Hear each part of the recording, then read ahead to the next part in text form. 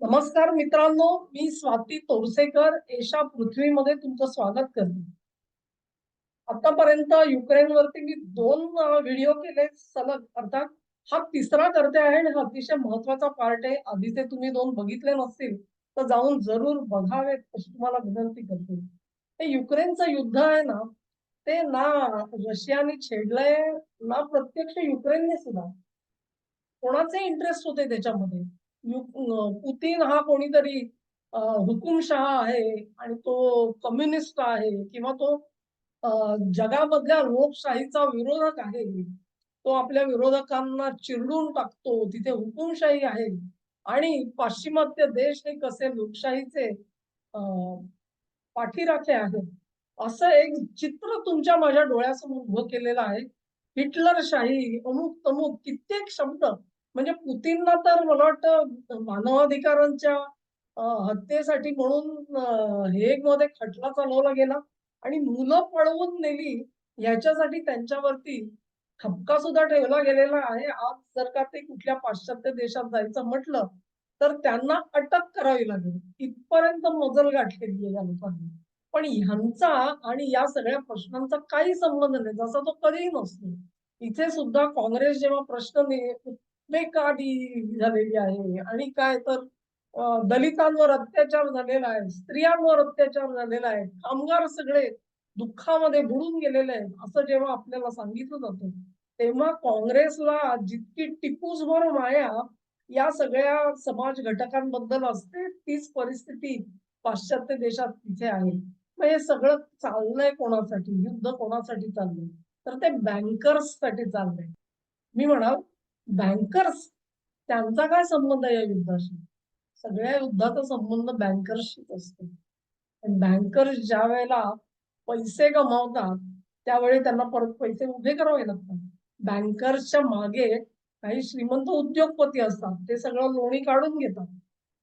मग कर्ज झालं, की एक युद्ध तयार करायचं. आणि युद्ध कशासाठी तयार करायचं? तुम्हाला त्याचा उलगडा आता मी करणार आहे.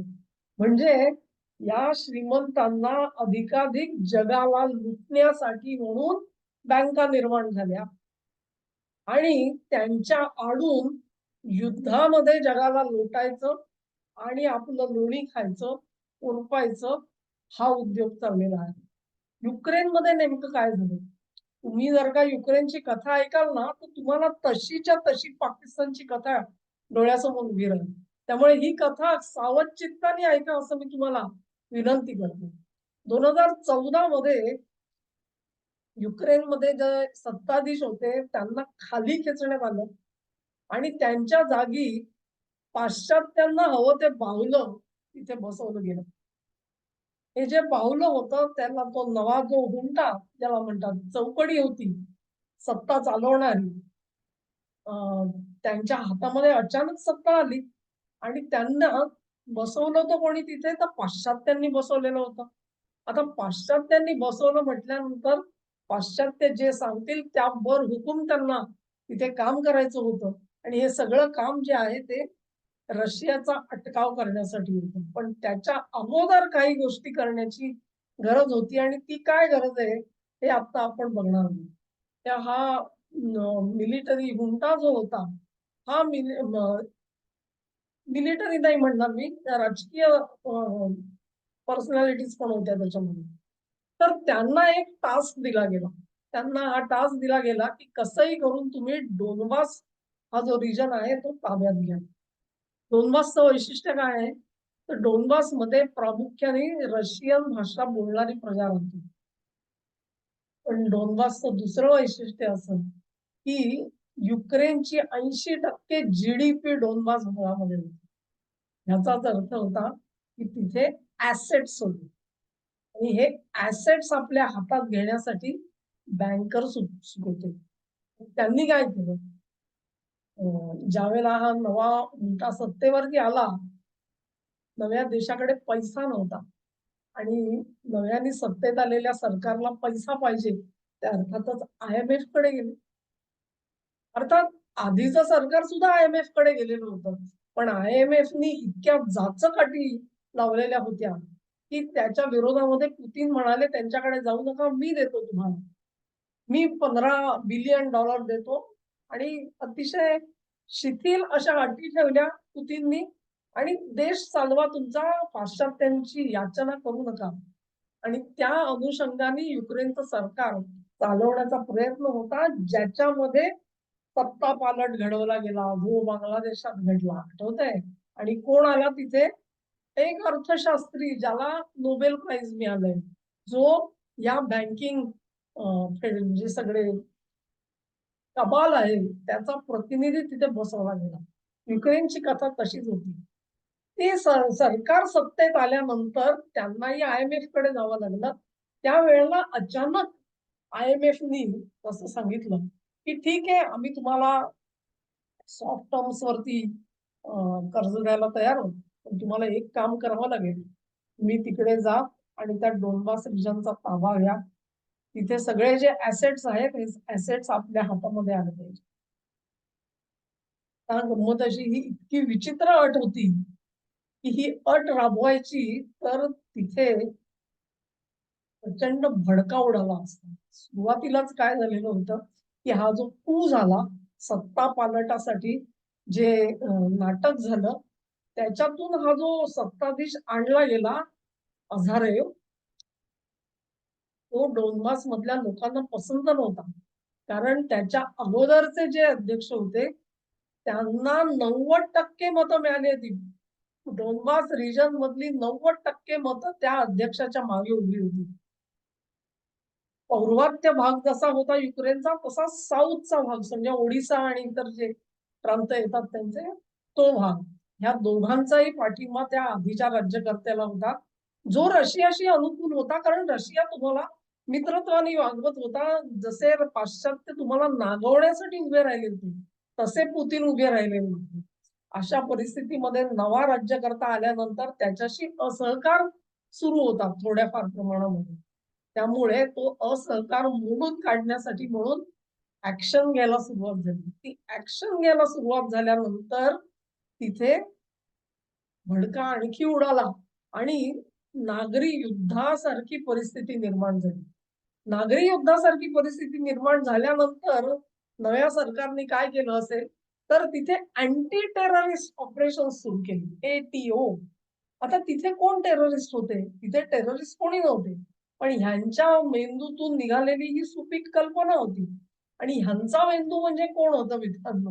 ह्यांचे काही मेंदू नव्हते, लक्षात घ्या. तिथे अनेक पाश्चात्य हस्तक फिरत होते. जसा तो व्हॅनडायक इथे फिरत होता ना, तसा हस्तक तिथे फिरत होते. कोण होते? हस्तक नाव वाचून दाखवते मी तुम्हाला, आश्चर्य वाटेल. पहिलं नाव जर का तुम्हाला घ्यायचं झालं तर ते होतं बिल्ट यांचं. हे बिल्ट हे तिकडे जात होते. त्याच्यानंतर दुसरे येणारे कोण होते तर ते जॉन बॅनन होते. जॉन बॅनन कोण होते? जॉन बॅनननी किएव मध्ये CIAचं ऑफिस रीतसर सुरू केलं आणि शेवटपर्यंत ते तिथे ठाण मांडून बसलेले होते. म्हणजे बारीक सारीक गोष्टींवरती जर का नजर कोणाची होती तर ती बॅननची होती. काल बिल्ट यांनी 7 फेऱ्या मारल्या किएवला, लक्षात घ्या. जॉन बॅनन तिथेच राहिलेले होते. ह्याच्यावरती दुसरं झालेलं नाही. तर पुढे जे लोक आले ते तुमचे पॉलिटिकल लिडरशिप पण येत गेली. ती कोण होते? तिथे जसे जॉन मेकॅन आले, बायडेन आले, व्हिक्टोरिया न्यूलंड आल्या. या व्हिक्टोरिया न्यूलंड हा त्या सत्ता पालटाच्या शिल्पकार मानल्या जातात. जो युक्रेन मध्ये जे बंड झालं आपण म्हणतो आणि त्याच्यामध्ये सत्ता पालट घडवून आणला गेला, त्याच्या शिल्पकार कोण होते तर त्या व्हिक्टोरिया न्यूलंड.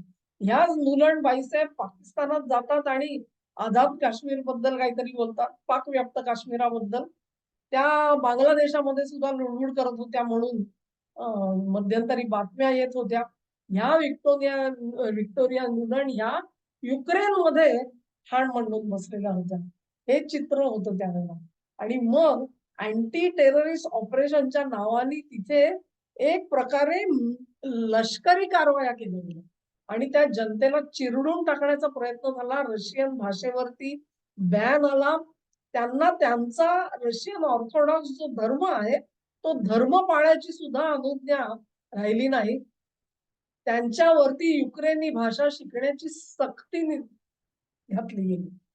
हा सगळा इतिहास आहे त्या संघर्षात. आणि हे सगळं कशासाठी करायचं? तर युक्रेनमध्ये मी म्हटलं त्याप्रमाणे डोनबासमध्ये 80% जीडीपी ही जीडीपी कुठली होती? त्यांच्याकडे गॅस आहे, त्यांच्याकडे ऑइल आहे, त्यांच्याकडे स्टील आहे. आणि अ, जेव्हा सोव्हिएट संघ होता त्यावेळेला सोव्हिएट रशियानी अनेक इंजिनिअरिंग प्रोजेक्ट्स जे आहेत, ती या डोनबास भागामध्ये काढलेली होती आणि तिथली रशियन प्रजा त्याच्यात काम करत होती.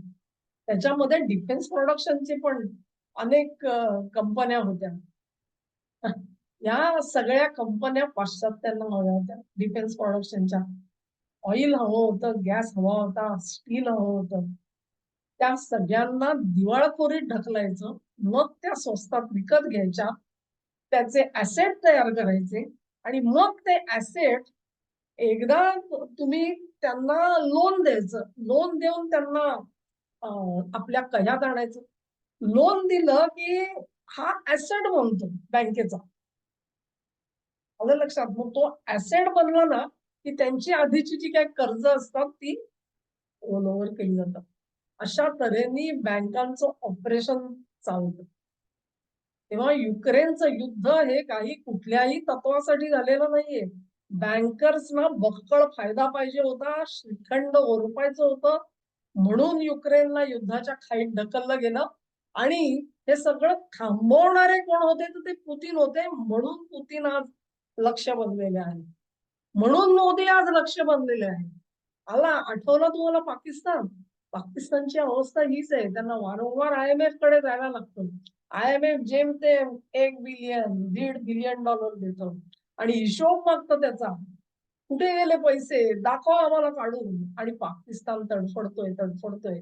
त्यांना कुठून मदत मिळवावी लागते? कधीतरी संयुक्त अरब अमिरातीकडून, कधी सौदी अरेबियाकडून, कधी कतारकडून थोडेफार शिंतोडे मिळतात. त्याच्यावर पाकिस्तान चाललाय. कशासाठी हे सगळं? कारण बँकर्सना पाकिस्तान गिळंकृत करायचंय. पाकिस्तानमध्ये क्रिटिकल मिनरल्स आहेत, जे लिहून दिले. कोणी लिहून दिले? जनरल आसिम मुनीर साहेबांनी ट्रम्प साहेबांना देऊन टाकली. पाकिस्तानात क्रिप्टो सुरू झालं. तुम्हाला गंमत वाटेल, युक्रेन हा सर्वात मोठा मनी लॉन्डरिंगचा ठिकाण झालेलं होतं देशामध्ये, जगामधलं. काळा पैसा पांढरा करायचा धंदा हा युक्रेनमध्ये चाललेला होता. ड्रग्सचा व्यवसाय युक्रेनमध्ये चाललेला होता. चोरटी शस्त्रास्त्र युक्रेनमध्ये चाललेली होती. आणि युक्रेनमध्ये तब्बल 12 का 13 अशा लॅब्स चालल्या, बायो लॅब्स चाललेल्या होत्या. जे वुहान मधून एक कोविड बाहेर आला ना, तशा 13 लॅब्स तिकडे चालवल्या जात होत्या, असा आरोप केला जातोय. आणि तिथे एक मी त्या कंपनीचं नाव विसरले. त्याच्या भ्रष्टाचारामध्ये बायडेन यांचे सुपुत्र सापडलेले होते. तर तुमच्या लक्षात येईल की इथे काय चाललेलं आहे. ते इथे वर्ल्ड लिबर्टी फाउंडेशन असतं आणि त्याला ऑपरेट करायला पाकिस्तानची भूमी मिळते आणि ते क्रिप्टोमध्ये जातात आणि त्या क्रिप्टोच्या भानगडीमध्ये आज उपपंतप्रधानाचा नातू सापडलाय. आठवतंय तुम्हाला हे सगळं? तेव्हा पाकिस्तान कसल्या गर्तेत पडलाय बघा. पाकिस्तानवर सक्ती केली जाईल. भारतावर हल्ला करा, अफगाणिस्तानवर हल्ला करा, इराणवर हल्ला करा, सैन्य तुमचं पॅलेस्टाईन मध्ये पाठवा, गाझामध्ये पाठवा. मी म्हणते ना त्याला, हॉटेल मधला फडकं मारणारा पोऱ्या झालेला आहे जनरल आसिम मुनीर. का झालाय? त्याला कारण हे बँकर्स आहेत. त्याची परिणती पर्यवसान कुठपर्यंत जाईल याचा विचार करा. ज्या वेळेला RSS ची काही ज्येष्ठ मंडळी म्हणतात की पाकिस्तानशी बोलणी करण्याची गरज आहे, त्याचं गांभीर्य खोली तुम्हाला युक्रेनच्या उदाहरणावरून कळायला पाहिजे मित्र. आत्ता जास्त बोलत नाही, त्या प्रयत्नांविषयी आपण नंतर कधीतरी बोलू. मोदींना तो समतोल साधायची कला आहे आणि चाणाक्ष बुद्धी आहे, सारासार विवेक बुद्धी आहे, हे महत्वाचं आहे. पाकिस्तानला गर्तेत लोटायचं, ह्याच्याने तुम्हाला एक आत्मिक समाधान जरूर मिळेल, पण त्या समाधानामधून तुम्ही युद्ध तुमच्या दारापर्यंत आणून सोडाल. आज युक्रेनची अवस्था काय झाली लक्षात घ्या. लक्षावधी माणसं मारली गेलेली. लक्षावधी माणसं. जे देश सोडून पळाले युक्रेनी ते आज जिवंत आहेत. आतमधल्या लोकांची सक्तीची लष्कर भरती चाललेली आहे आणि लष्कर भरती झाल्यानंतर 6 महिन्याच्या आत माणूस जिवंत राहत नाही. ही अवस्था.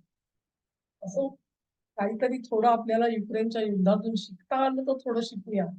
आणि आपला थोडा जो बाणेदारपणा आहे आणि आपण जे टेचात बोलतो पाकिस्तान बद्दल त्याच्यामध्ये सारासार विवेक दाखवण्याची गरज आहे.